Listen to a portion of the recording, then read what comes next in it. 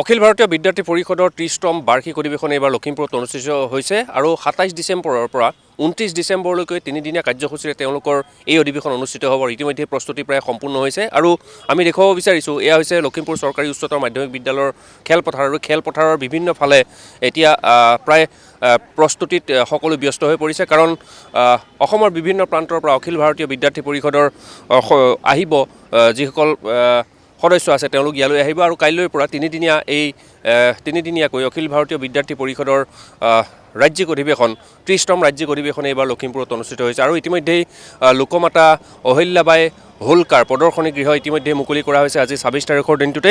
আৰু কেনেধৰণৰ কাৰ্যসূচী তেওঁলোকৰ অনুষ্ঠিত হ'ব বা কি বিষয়বিলাক ইয়াত আলোচনা কৰা হ'ব সেই বিষয়ে আমি জনাৰ চেষ্টা কৰিম। ইয়াতে অখিল ভাৰতীয় বিদ্যাৰ্থী পৰিষদৰ কৰ্মকৰ্তাসকল আছে, আমি জনাৰ চেষ্টা কৰিছোঁ অকণমান। তিনিদিনীয়া কাৰ্যসূচীৰে আপোনালোকৰ এইবাৰ অধিৱেশন অনুষ্ঠিত হ'ব, কিমান সংখ্যক লোক ইয়াত উপস্থিত হোৱাৰ সমাগম হ'ব? আমাৰ এই অধিৱেশনত অসমৰ পৰা প্ৰায় ১৩০০ প্ৰতিনিধি উপস্থিত হ'বহি। আজি ইতিমধ্যে আমাৰ প্ৰায় ৫০০মান প্ৰতিনিধি অসমৰ বিভিন্ন জিলাৰ পৰা আহিছে আৰু আমি প্ৰায় ২০ বছৰৰ পাছত লখিমপুৰত ৰাজ্যিক অধিৱেশন হৈছে, ৩০তম ৰাজ্যিক অধিৱেশন। তো আমি সকলো কাৰ্যকৰ্তাই ব্যাপক উৎসাহেৰে আমি অধিৱেশন কেনেকৈ সফল কৰিব পাৰোঁ তাৰ কাৰণে সকলো কাৰ্যকৰ্তাই ইতিমধ্যে আমি হাতত টঙালি বান্ধিছোঁ আৰু আমি প্ৰস্তুতি ইতিমধ্যে আমি সম্পূৰ্ণ কৰি তুলিছোঁ। কেনেকুৱা বিষয়বিলাক আলোচনা কৰা হ'ব ইয়াতেই?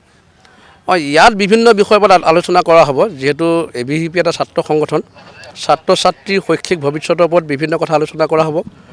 অসমৰ সুৰক্ষিত ভৱিষ্যতৰ ওপৰত ইয়াত আলোচনা হ'ব। আমাৰ এই অনুষ্ঠানটোত, আমাৰ এই অধিৱেশনত অসমৰ শিক্ষামন্ত্ৰী ডক্টৰ অনুজ পেগু ডাঙৰীয়া উপস্থিত থাকিব, তেখেতেও এটা ছেছন ল'ব। লগতে আমাৰ বিদ্যাৰ্থী পৰিষদৰ ৰাষ্ট্ৰীয় সাধাৰণ সম্পাদক বীৰেন্দ্ৰ সিং সোলংকি তেখেতো উপস্থিত থাকিব।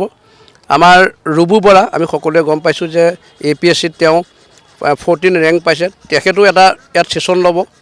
আমাৰ ব্ৰডকাষ্টাৰ অৱয়ব ভূঞা তেখেতো উপস্থিত থাকিব। বাহুবলী কৰ্ণী যি প্ৰতিষ্ঠাতা আমাৰ গগৈ তেখেতো ইয়াত উপস্থিত থাকিব। গতিকে সকলো উপস্থিত থাকি ইয়াত বিভিন্ন বিষয়ৰ ওপৰত আলোচনা কৰিব আৰু মই ভাবোঁ এই অধিৱেশনত উপস্থিত থকা সকলো কাৰ্যকৰ্তা, বিদ্যাৰ্থী পৰিষদৰ কাৰ্যকৰ্তা এই অধিৱেশনত উপস্থিত হৈ তেখেতসকলেও আনন্দ প্ৰকাশ কৰিব পাৰিব। বিভিন্ন প্ৰান্তৰ যিসকল ছাত্ৰ সংগঠনৰ লগত জড়িত হৈ ABVP ছাত্ৰ সংগঠন, গতিকে সকলো আহিব, গতিকে তেওঁলোকৰ থকা মেলা খোৱা বা সেইখিনি কেনেকুৱা ধৰণৰ ব্যৱস্থা হৈছে ইয়াতে? ইয়াত প্ৰায় ১২-১৩০০ প্ৰতিনিধি আহিব, কালিৰ ভিতৰত আহি যাব। তো আমি থাকিবৰ কাৰণে আমাৰ লখিমপুৰ বাণিজ্য মহাবিদ্যালয়, আমাৰ যি কলেজ আছে, মহাবিদ্যালয় আছে, তাত আমি ৰখাৰ ব্যৱস্থা কৰিছোঁ। উত্তৰ লখিমপুৰ বিশ্ববিদ্যালয়, আমাৰ লখিমপুৰ বালিকা মহাবিদ্যালয়, আমাৰ বাসুদেৱ কল্যাণ ট্ৰাষ্ট, মাৰোৱাৰী ভৱন, আমি তেনেকৈ গোটেইখিনি প্ৰতিনিধিক আমি ৰখাৰ ব্যৱস্থা কৰিছোঁ। আৰু বিশেষকৈ আমাৰ যিসকল ছাত্ৰী কাৰ্যকৰ্তা আহিব তেওঁলোকক আমাৰ গাৰ্লছ কলেজৰ যি গাৰ্লছ হোষ্টেল আছে তাত আমি ৰখাৰ ব্যৱস্থা কৰিছোঁ। মুঠৰ ওপৰত তিনিদিনীয়া একেবাৰে ব্যস্ততাপূৰ্ণ কাৰ্যসূচী হ'ব আপোনালোকৰ।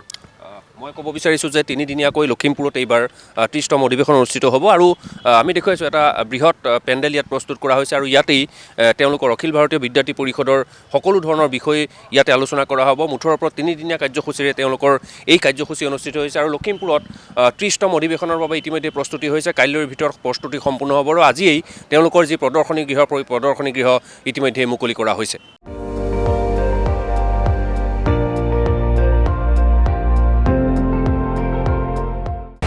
আপুনি চাই আছে ND24, সৰ্বশ্ৰেষ্ঠ নহয়, সৰ্বোত্তমৰ দৌৰ।